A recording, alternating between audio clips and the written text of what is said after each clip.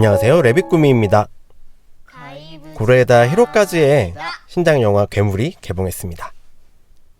이 감독의 팬이라면 굉장히 흥미롭게 볼 수 있는 영화인데요.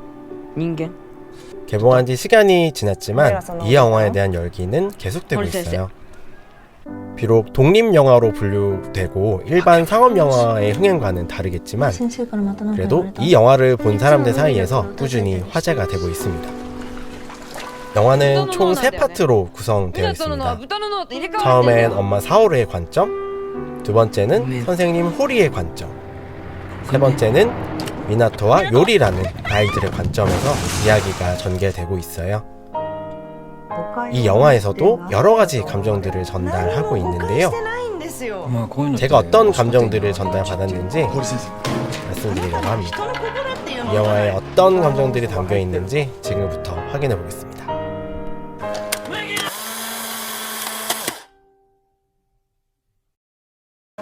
이 리뷰에는 스포일러가 될 수 있는 정보들이 포함되어 있습니다.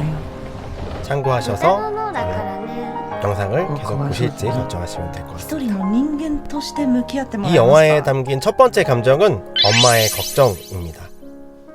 첫 번째 이야기는 사오리와 그의 아들 미나토의 이야기입니다. 한 건물이 불타는 것을 사오리와 미나토가 바라보는 것으로 시작하게 되죠. 사오리는 사고로 남편을 잃고 미나토를 혼자 키우고 있어요. 그래서 더욱 아들이 잘 지내는지 걱정하고 챙기게 됩니다. 그런데 좀처럼 미나토는 자신의 이야기를 잘 하지 않습니다. 사오리의 관점에서 진행되는 에피소드에서 미나토와 사오리가 제대로 대화를 나눈 장면이 거의 없습니다. 게다가 미나토는 머리를 갑자기 자른다거나 신발 한 짝을 잃어버린 채 집으로 오죠. 결국 사오리는 걱정되는 마음을 안고 학교로 가서 상담을 받게 됩니다. 하지만 교장 선생님과 선생님들은 조금 이상하죠. 미나토에게 어떤 일이 있는 건지 제대로 이야기를 해주지 않아요. 그러다 보니 학교 상담으로도 사오리의 걱정은 덜어지지 않습니다. 미나토가 다쳐 병원에 다녀오던 어느 날 사오리는 상냥하게 묻다가 갑자기 폭발하듯 질문을 하게 되죠. 사오리는 미나토에게 무슨 일이 벌어질지 몰라서 걱정되는 마음을 그렇게 터뜨려버리고 맙니다. 그의 걱정은 담임 선생님인 호리에 대한 분노로 바뀌게 되죠. 그건 답이 맞았을까요? 과연 선생님 호리는 정말로 괴물이 맞았을까요? 이 영화의 두 번째 감정은 선생님의 답답함입니다. 미나토의 담임 호리는 꽤 괜찮은 사람처럼 보여요. 자신에 대한 나쁜 소문들에 크게 신경 쓰지 않고 아이들을 잘 가르치고 지도하는 모습이 꽤 좋은 선생님처럼 보여집니다. 특히나 미나토와 요리의 모습이 자꾸만 눈에 들어오게 되는데요. 그들에게 무슨 일이 일어났는지는 정확히 알 수 없습니다. 두 아이가 특별히 선생님에게 그런 이야기를 하지 않으니까요. 호리의 관점에서 그는 점점 답답해집니다. 미나토의 엄마 사오리의 방문에 다른 선생님들은 그냥 사과만 하라고 이야기하고요. 결국 그는 영화 내내 그 자신의 시각을 담은 이야기를 다른 사람에게 하지 못합니다. 이야기할 기회가 있어도 그것으로 답답함이 풀리지 않아서 더욱더 그렇게 되죠. 결국 그는 학교의 옥상으로 올라가 멍하니 내려다보게 됩니다. 그를 그렇게 만든 건 아마도 아이인 미나토일 거예요. 그렇다면 그 미나토가 정말 괴물일까요? 이 영화의 세 번째 감정은 아이들의 사랑입니다. 마지막 파트이기도 한 이 이야기는 미나토와 요리의 모습이 담겨 있습니다. 왕따의 요리는 조금 특이한 아이인데요.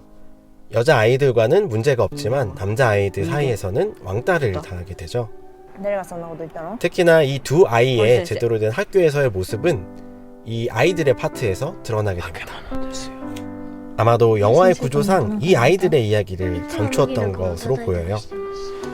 제대로 된 정보를 전달하지 않으면서 잘못된 판단을 하게 만드는 것이죠.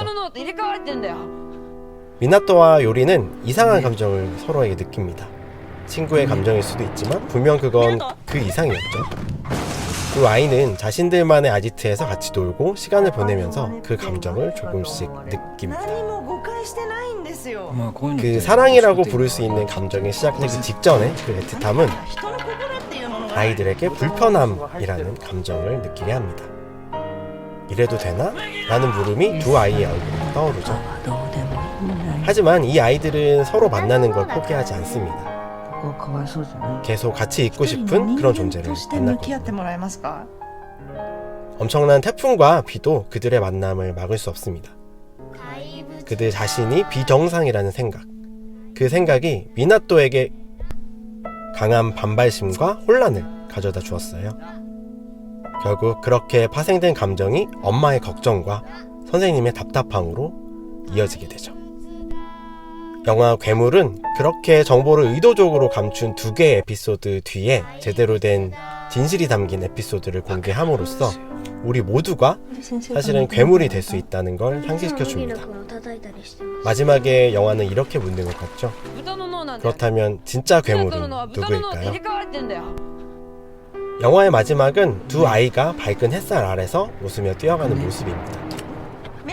이 둘이 실제 삶에서 어떤 식으로 살아가게 될지는 모릅니다. 하지만 적어도 예전처럼 우울하고 숨어 있지만은 않을 거라는 것을 느낄 수 있습니다. 영화 괴물은 훌륭하게 구성된 진실에 대한 이야기입니다. 아직 관람하지 않으신 분들은 극장에서 누가 괴물일지 확인해보세요. 오늘의 영화는 괴물이었습니다. 제 레미꾸미 채널 구독과 좋아요도 부탁드립니다. 감사합니다. 怪物だれだ